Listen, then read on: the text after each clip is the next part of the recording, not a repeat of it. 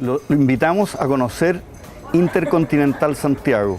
Contamos con 17 funcionales salones disponibles para todo tipo de eventos, maravillosos espacios gastronómicos de restaurantes y bares, además de instalaciones y servicios que harán que su visita sea una experiencia inolvidable. Más informaciones en el mail reservas@interconti.cl. Oye, aquí viene otro tema que yo creo que está en la boca de la gente ahora y que es los indultos a presos de Punta Peuco por enfermedad, por edad o por lo que sea, y que aparentemente es también transmutable a cualquier otro delito, o sea, un señor que era asesino en serie y que está de 90 años y que está demente, que puede irse para la casa.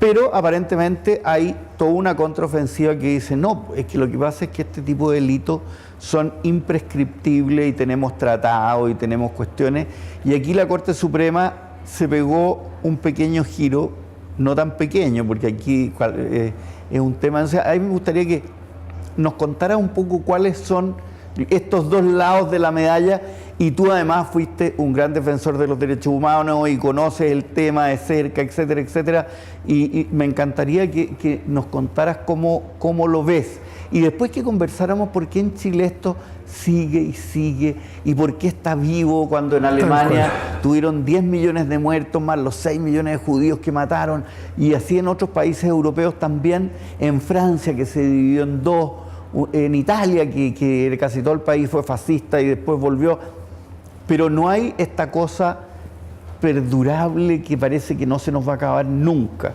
¿Ah? Pero partamos con Punta Peuco. Mira, expliquemos primero cuál es el sistema. El sistema general legal en Chile y en general en casi todo el mundo occidental, por lo menos, existe un sistema en que a uno lo condena a una pena de cárcel por un robo, por un homicidio o por crimen de lesa humanidad, te condena a una pena de cárcel.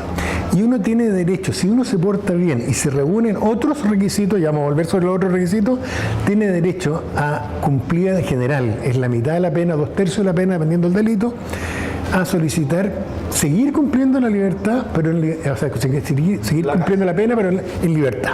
Es lo que se llama la libertad condicional.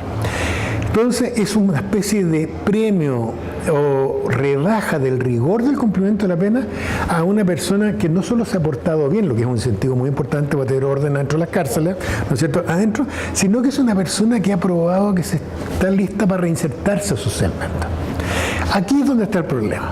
Este es un tema que no es chileno, como digo, esto está en Estados Unidos, en Perú, en Argentina, en Alemania, en todas partes del mundo igual. Y funciona en general bien, pero tiene ciertas excepciones, dobles excepciones. Lo primero es que tiene un tratamiento más duro en materia de ciertos delitos. Hay algunos delitos, como dije, por ejemplo, piensa usted delitos sexuales contra un menor, en que la ley dice, sabe que usted, por lo grave de esos delitos, si usted violó a un niño chico, usted tiene que cumplir 2/3 de la pena, no solo la mitad. Y en segundo lugar, hay, fuera de algunos casos precisos, delitos más graves, sino que además tiene un tratamiento más duro, por razones obvias, en los casos de delitos que son delitos cometidos por agentes del Estado en contra de ciudadanos, ¿no es cierto?, particularmente graves, como políticas de exterminio, como políticas de tortura, como políticas de represión en materia de derechos humanos, lo que se llaman crímenes de lesa humanidad, crímenes, ¿no es cierto?, contra los derechos humanos. Las personas que están condenadas por esos delitos tienen derecho a pedir la libertad condicional y yo soy partidario que se les otorgue. Pero entendiendo que los plazos de ellos tienen que haber reunido, normalmente son delitos muy graves que requieren de un tiempo mayor, pero en el tema de fondo es muy importante no olvidar que tienen que ser personas que hayan mostrado una actitud de arrepentimiento en esto. Hoy día yo creo que el que quiera discutir que existieron políticas de exterminio de opositores o que hubo políticas de tortura sistemática de personas en Chile sabe, o sea, están los antecedentes a la vista, hay numerosos fallos. Yo creo que ningún historiador en Chile, aunque sea muy pinochetista, puede negar que esas cosas ocurrieran. Desde ese punto de vista, esas personas, entonces se ha producido la discusión. No es que tienen derecho a pedir, ¿no es cierto?, que se les otorgue esta libertad condicional. Si el problema está, por lo que yo he leído en la prensa, no conozco los casos, pero lo que apareció informado en la prensa y lo que puedo ver de extractos de los fallos, es que son personas que no solo no estaban arrepentidos, sino que estaban muchos de ellos orgullosos de las cosas que habían hecho. En mi opinión, eso les impide tener acceso a la libertad condicional, porque además, si una persona que mató o torturó a 10 o 15 personas, o ejecutó presos políticos que estaban en ese momento amarrados, sin ni una, no fuera de enfrentamiento, digamos, en esos casos yo creo que esas personas no tienen derecho a la libertad condicional, porque son personas que no solo no han cooperado con la investigación, sino que no muestran ningún tipo de arrepentimiento. Pero esto, ahí lo que me choca es, a ver, muchos de estos eran tenientes de 24 años. Suboficiales. O suboficiales, que frente a una orden y mente manipulable, o sea, un cabro de 24 años formado en la escuela militar que tiene que obedecerle a los superiores, que es más, lo que le dicen los superiores está bien hecho, o sea, no hay tutía, el superior sabe más, etcétera. Decir que se arrepiente de una cosa que le ordenaron. ¿Por qué, por ejemplo, en Alemania Oriental, que ahora es Alemania, dónde están los millones de agentes de la Stasi? ¿Dónde están? Y ahí están las pruebas. Se mató gente, se torturó gente, había una política de Estado. Pero yo no sé si tuviste La vida de los otros. Extraordinaria. Que es extraordinaria. Pero ¿por qué en Alemania ellos fueron capaces de hacer eso y antes habían hecho lo de los nazis? No hay que olvidarse que en Alemania el Partido Nacional Socialista tenía 4 millones de funcionarios, ¿ya? O sea, era una locura, era el tamaño del Estado, ¿ya? Y sin embargo, es cierto que todavía los persiguen, ahora estos son todos viejos, pero pasaron durante muchos años y como que el tema es mucho menos tema que acá. Y un poco lo que uno se pregunta como ciudadano a pie es hasta dónde llega la justicia y cuándo empieza a ser venganza. Yo creo dos cosas. Yo siendo muy partidario de un régimen estricto en estas cosas, creo que aquí las cosas se están haciendo mal. Ya te voy a explicar por qué creo que es mal ejemplo el de Alemania, sí. Pero creo que aquí dejan plantear diciendo lo que está mal. Yo creo que a una persona que está condenada por crimen de derechos humanos, pero que está viejo y está con una enfermedad terminal, esa persona tendría que salir en libertad. Mi impresión es que se le violan los derechos humanos a esa persona si no se le deja morir en su casa.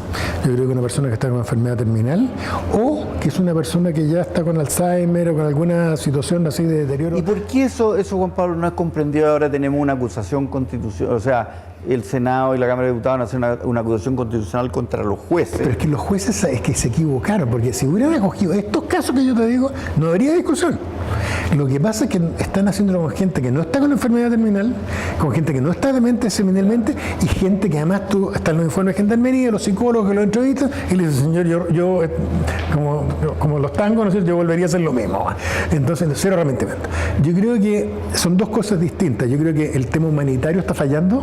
Por defender los derechos humanos, en la parte humanitaria estamos fallando y aquí no debiera haber ninguna persona presa que fuera una persona que ya no está en condiciones de estar presa, sea por razones de salud, porque está enfermo con una enfermedad terminal, o sea porque ya está con un deterioro, y entiendo, personas que están en esa condición. Ahora, en los otros casos yo creo que, acuérdate, y por eso que es mal ejemplo el de Alemania, ¿por qué no se puede comparar estrictamente el tema de Alemania? Porque perdieron la guerra. No solo perdieron la guerra, murieron 2,5 millones de soldados, murió toda la dirigencia nazi. No. En Nuremberg mataron a 22. Sí, pero es que eso no eran todos los importantes. O sea, salvo, bueno, Keitel y algunos otros, sí. Claro. Pero Goering, de hecho, se suicidó el día anterior, el mismo día que le iban a haber suicidio. Pero aquí, las grandes cabezas, y sobre todo, yo te diría, el Hitler, que era el principal, el equivalente a Pinochet, el que era la autoridad máxima del régimen, no te digo, en la jerarquía. No.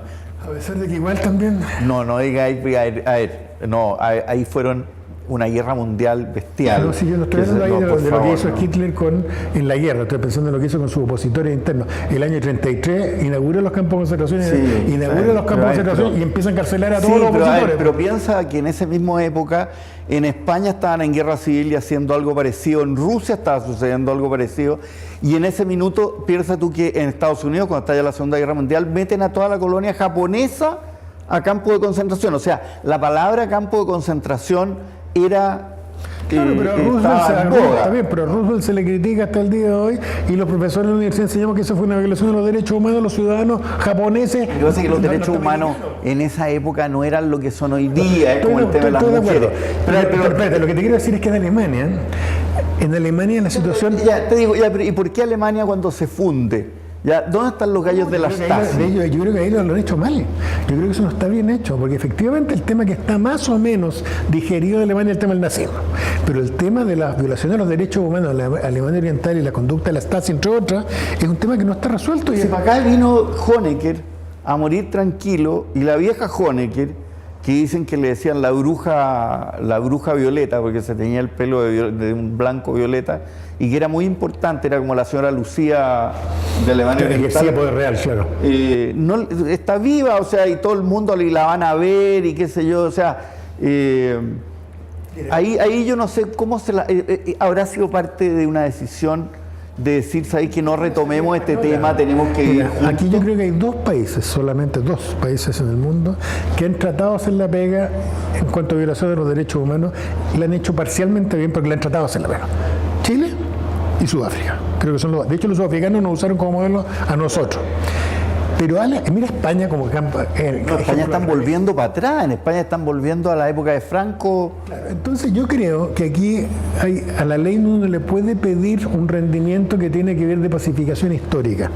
Tú tienes toda la razón de que ya está bueno, tenemos que ordenarnos de una vez por todas, dejar esto para atrás.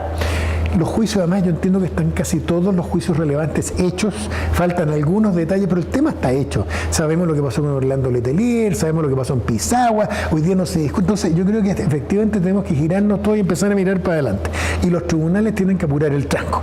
Creo que aquí el fallo de la Corte Suprema que salió muy malo, pero creo que al revés, creo que ahí no debieron haber dejado en libertad a estas personas mientras no se arrepientan de lo que hicieron. Pero hacía otras. Yo creo que efectivamente se nos ha pasado la mano como país en el tema, sobre todo de las personas que no están en condiciones de estar presas.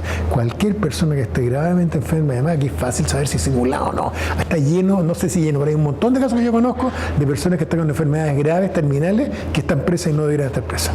Pero eso es una situación un poco distinta. Pero creo que aquí la discusión que tú quieres, que yo quiero, que miremos esto desde los acuerdos y los desacuerdos, pero dejémoslo atrás. Eso no se puede hacer en el juicio. Eso se tiene que hacer en los medios de comunicación, con los partidos políticos, con un acuerdo nacional, una especie de nunca más por los dos lados, de golpes de Estado y de terrorismo de izquierda, no tengo idea, pero algo así. Pero no podemos pedirle a los tribunales que nos cierren la puerta a la discusión social. Yo creo que eso la tenemos que matar en el mundo político y en el mundo... Oye, un millón de gracias, y los televidentes han recibido 2 clases gratis de temas jurídicos importantes y que nos interesan a todos, que han sido el crimen y la violencia que vivimos todos los días, y también sobre lo que implica el tema de los derechos humanos. Así que nos vemos pronto, y un millón de gracias, Juan Pablo. Gracias a ti, César.